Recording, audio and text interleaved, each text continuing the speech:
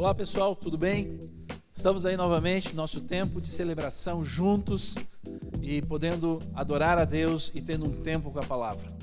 E agora vamos ter um tempo então de louvor e que teremos a primeira música como Maravilhosa Graça. Curta e aproveite e adore ao Senhor.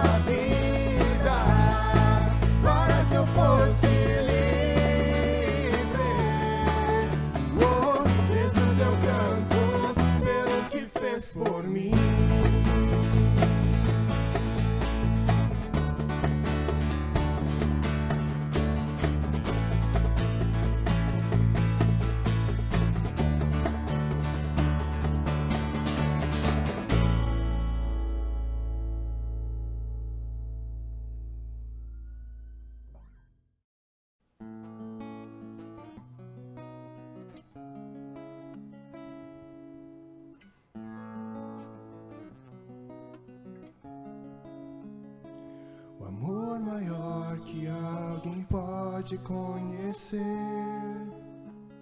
venceu a cruz e a morte só pra me encontrar. Até tua graça me levar e face a face eu te olhar, vou confiar. Anseia ver o teu reino chegar, que seja feito o teu querer, eu oro a ti. até tua graça me levar e face a face eu te olhar, vou confiar. Viverei pra amar-te, viverei pra te louvar, viverei diante de ti, Senhor.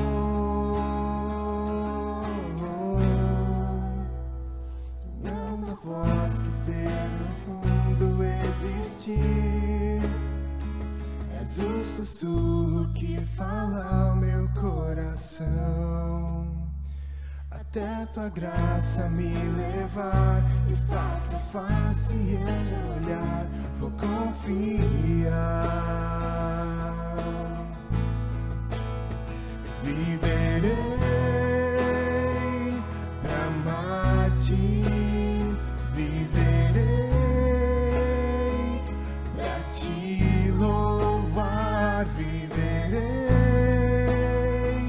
diante de ti, Senhor. Viverei pra amar-te, viverei pra te louvar, viverei diante de ti, Senhor. Só tu és merecedor, Deus, tu és o único, com tudo que sou, vou te louvar, Jesus.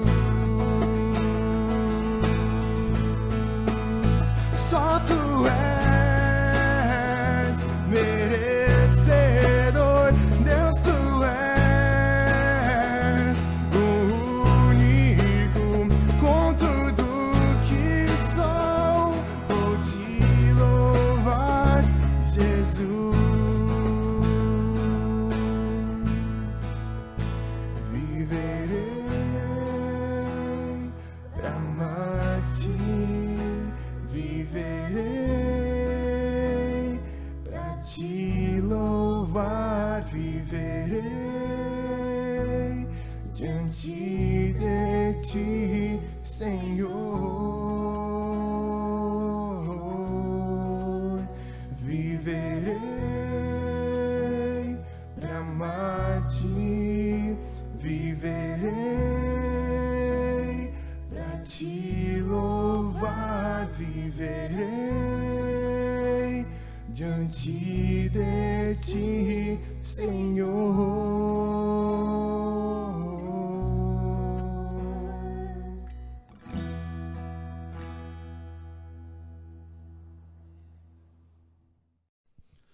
Olá, pessoal. Bom poder compartilhar com vocês e conversar novamente sobre a palavra de Deus. E eu quero trazer para vocês algo que está em Mateus capítulo 11, versículos 28 a 30. E Jesus faz um convite para nós nesse texto. E ele diz o seguinte: venham a mim todos os que estão cansados e sobrecarregados, e eu lhes darei descanso. Tomem sobre vocês o meu jugo e aprendam de mim, pois sou manso e humilde de coração. E vocês encontrarão descanso para as suas almas, pois o meu jugo é suave e o meu fardo é leve. Jesus, nesse texto, faz um convite para nós. Venham a mim e descansem. Mas para quem ele está fazendo esse convite?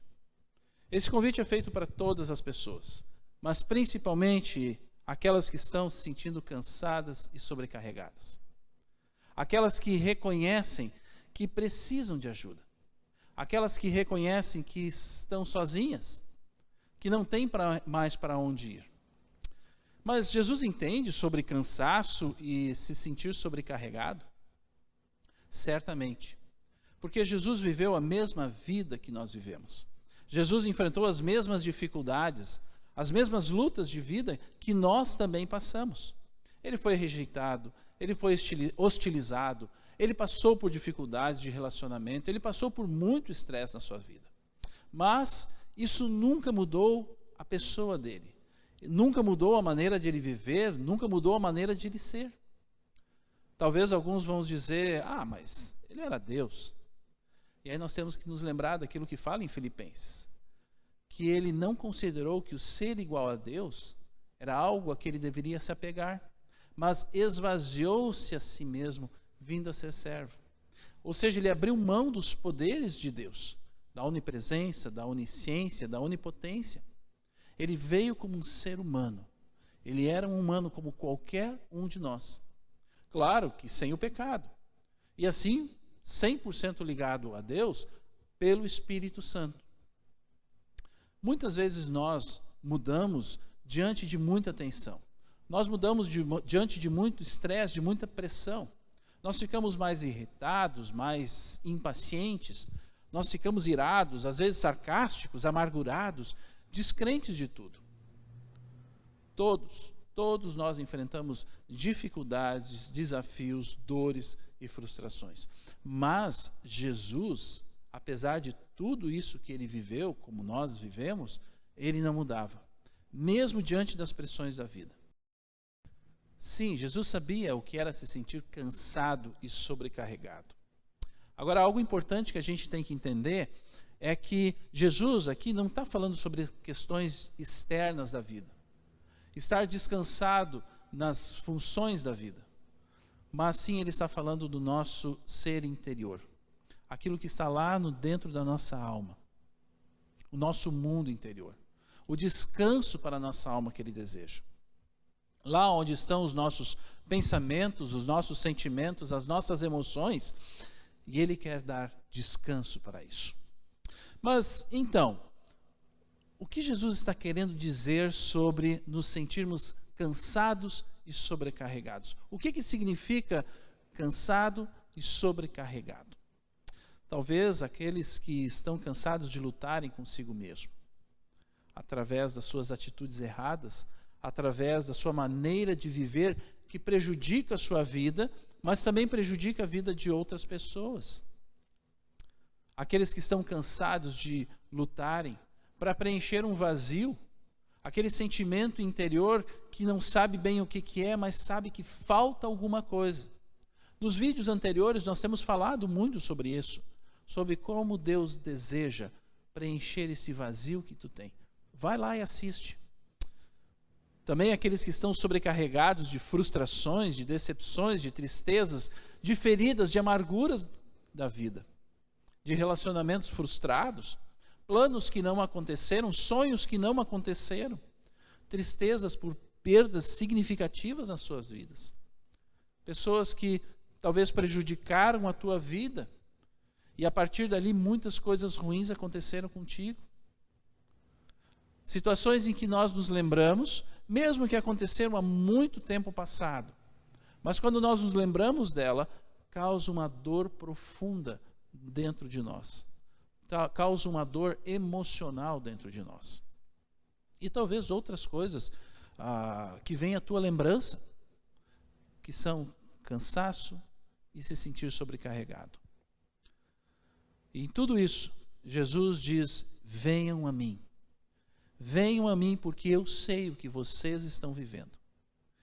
E porque eu sei que vocês estão vivendo, Jesus diz, eu quero trazer descanso para a vida de vocês. O que tem cansado na tua vida? O que tem te sobrecarregado nessa vida? Diga para Jesus. Fale com Ele. Entregue isso para Jesus. Mas na vida de Jesus, havia algumas coisas importantes. Algumas coisas que estão descritas no Evangelho, da qual ele praticava, e que fizeram diferença para a sua vida. E nós podemos chamar isso de ritmos da graça. Na versão bíblica, a mensagem, nesse texto, ele chama isso, ele usa esse termo, ritmos da graça.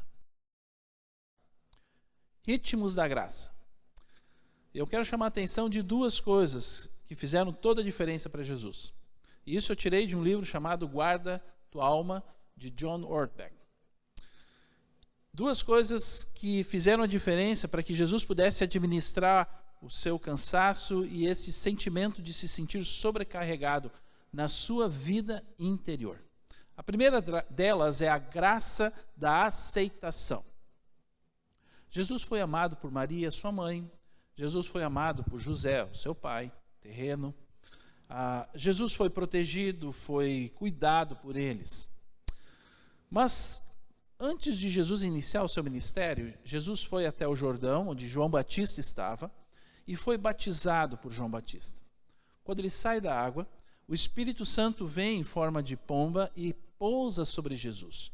E diz ali que uma voz dos céus declara algo muito importante para Jesus. Está lá em Mateus capítulo 3, versículo 17. E essa voz diz o seguinte: este é o meu filho amado, de quem me agrado, ou que me dá muita alegria, ou a alegria da minha vida. Uma frase pequena, mas totalmente importante para aquilo que Jesus viveria. E nós podemos chamar isso de aceitação. Duas coisas, na verdade, existem nessa frase. A primeira é a identidade.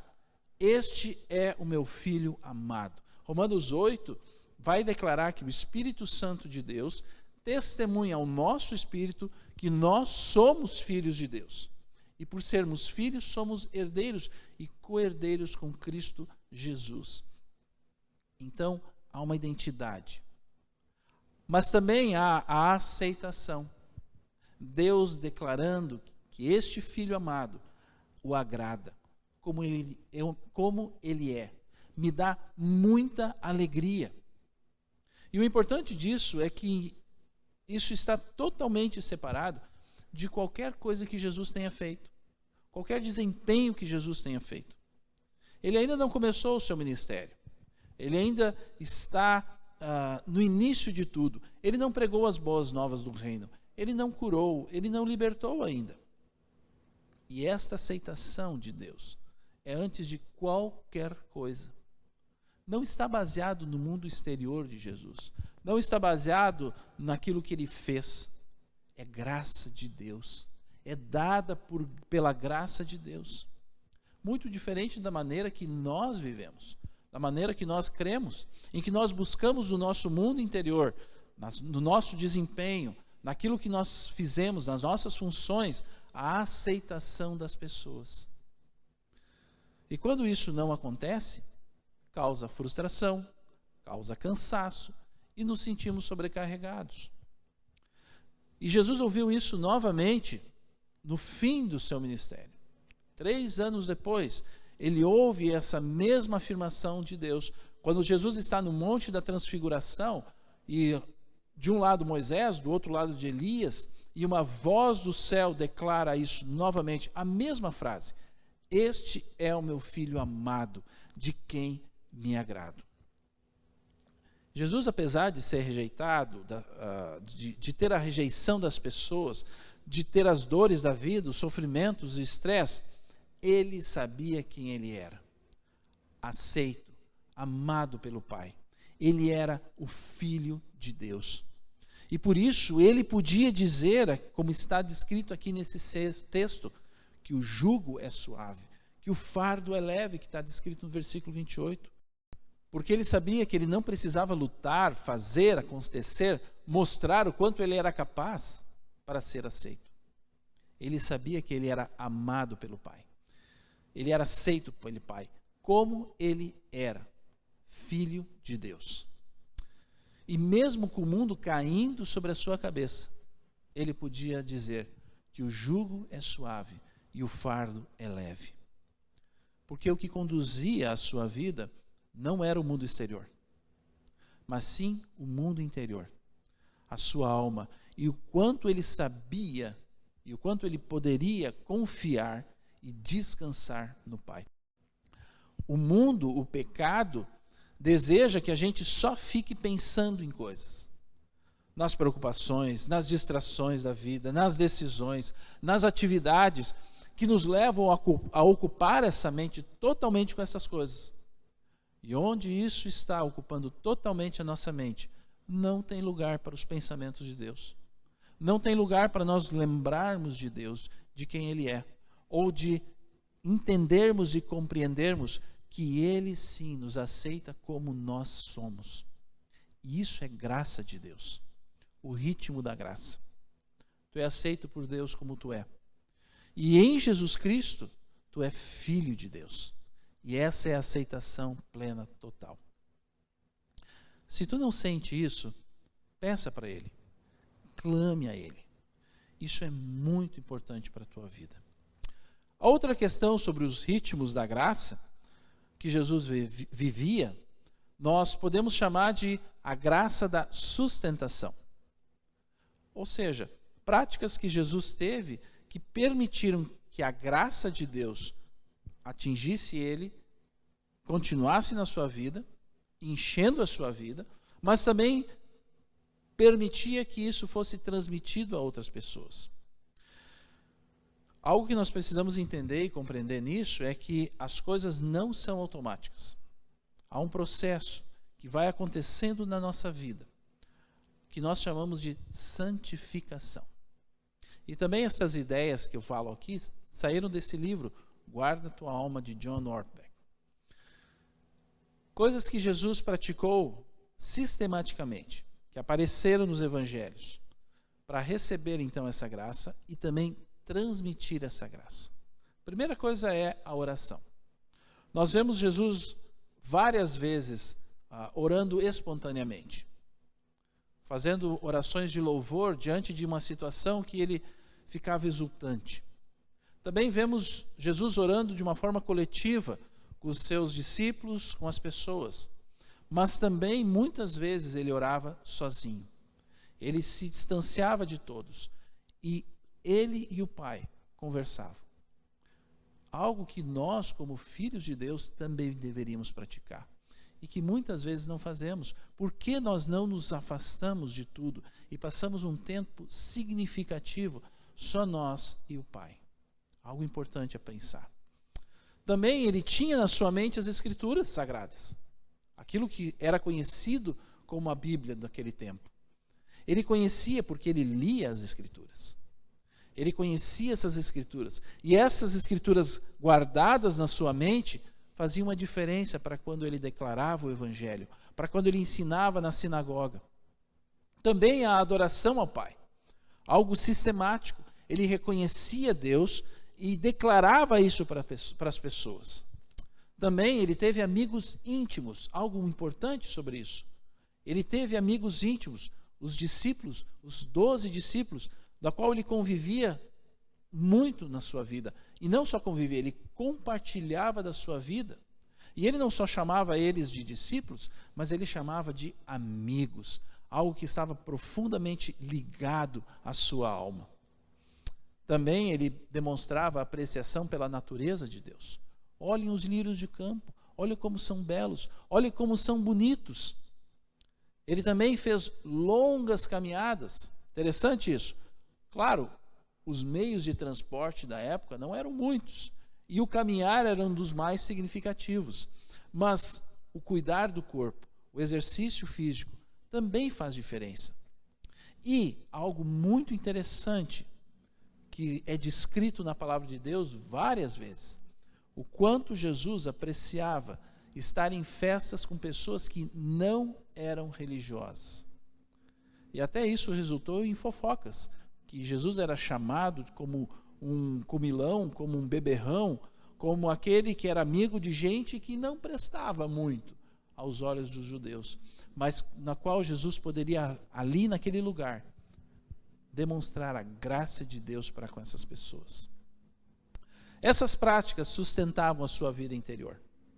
A graça vinha até ele e também era transmitida por ele. Tudo perfeitamente ligado ao Pai. Uma das coisas que para nós, muitas vezes, quando falamos em práticas, um dos obstáculos principalmente é que quando nas nossas vidas nós pensamos sobre isso, nós identificamos muitas vezes isso como obrigações.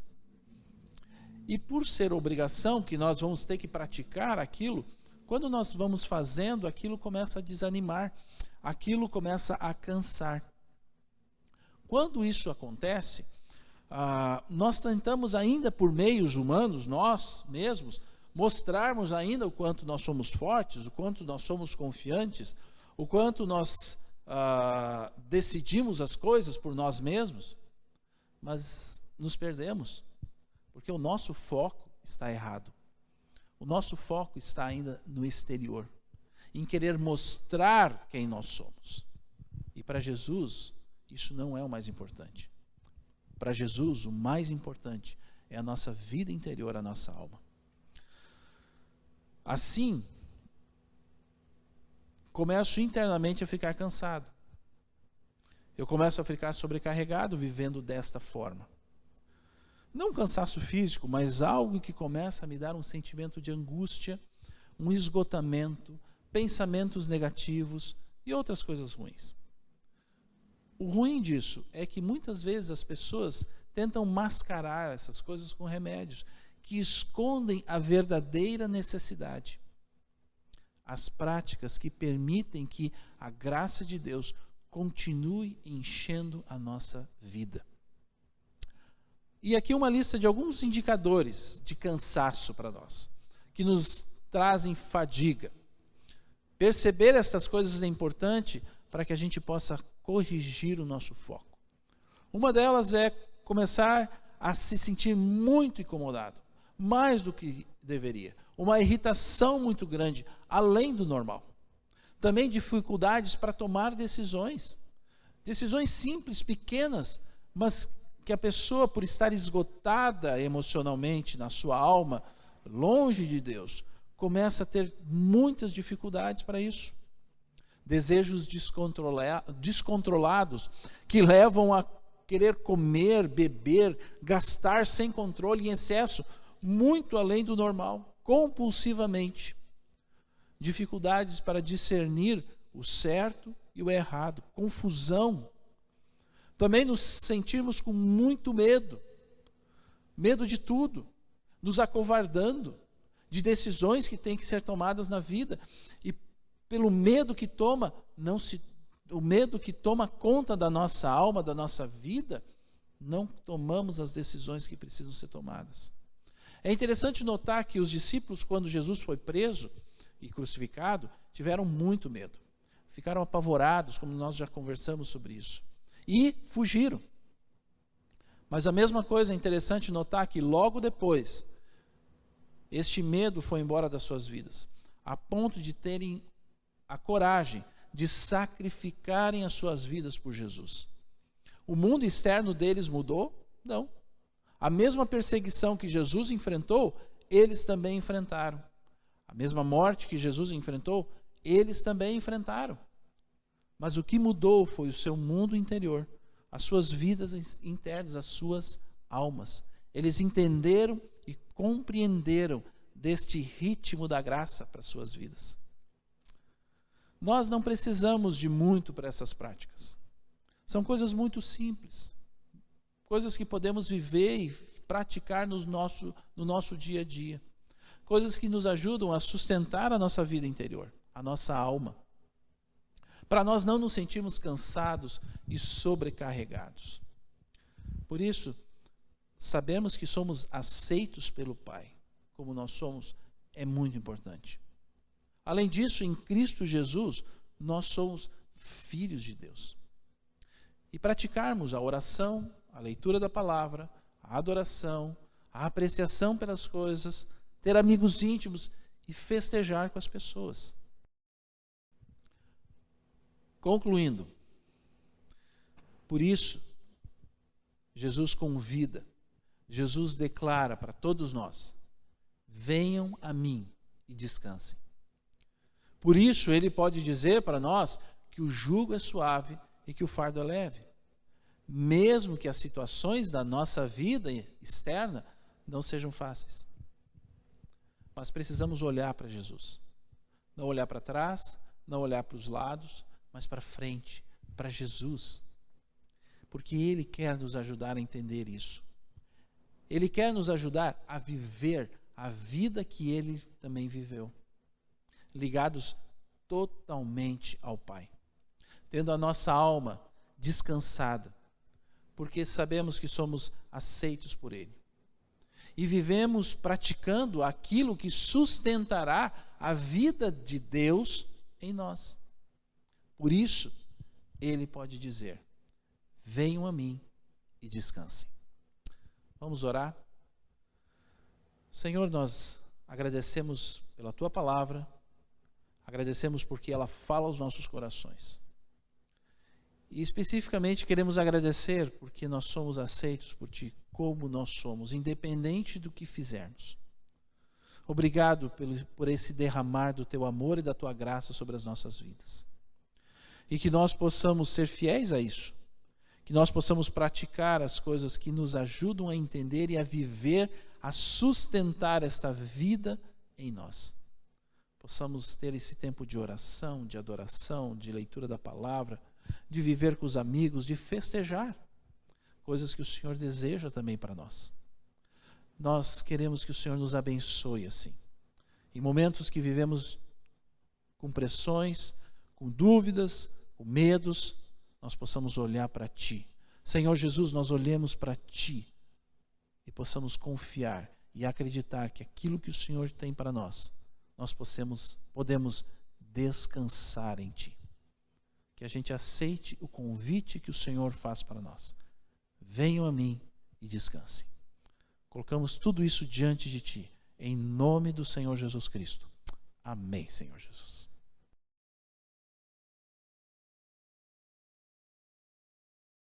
E assim nós concluímos o nosso tempo juntos aqui. Que o Senhor possa nos abençoar durante essa semana. Pensam e reflitam sobre aquilo que conversamos e possamos viver essa vida maravilhosa que o nosso Deus nos deu. Conhecendo a Ele e transmitindo a esse amor de Deus para todas as pessoas. Tchau.